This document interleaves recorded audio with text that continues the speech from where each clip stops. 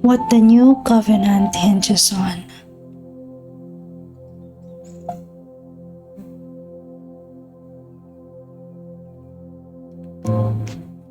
Hebrews 8:12 reads, "For I will be merciful to their unrighteousness, and their sins and their lawless deeds I will remember no more." Today, because of the cross, you are under the new covenant of grace. Now, what does the new covenant hinge on? Get the light. God is so good. The new covenant that God has made is not dependent on anything that you and I must do, because He knows that we will always fail. Listen carefully. The new covenant works because of one thing only, and it is the last clause of the new covenant.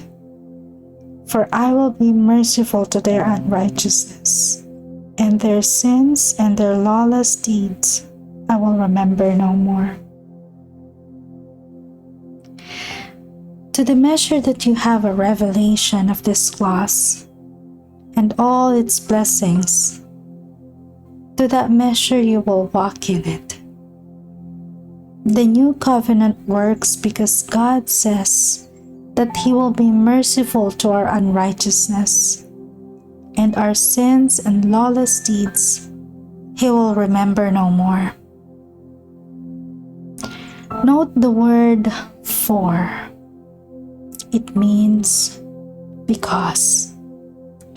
The new covenant works because God says that He will be merciful to our unrighteousness, and our sins and lawless deeds He will remember no more. No more means that there was a time God remembered our sins, even to punish them to the third and fourth generations.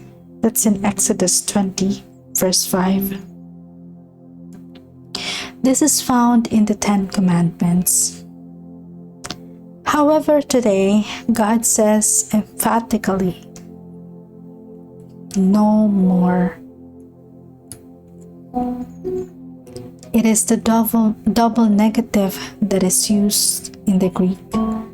No more means that God will never again remember our sins against us, because He remembered to punish all our sins in the body of His Son. Jesus bore God's punishment for our sins on the cross. Now we can walk in the new covenant and hear God say, "Your sins and lawless deeds I remember no more." My friend, the new covenant works because of the last clause.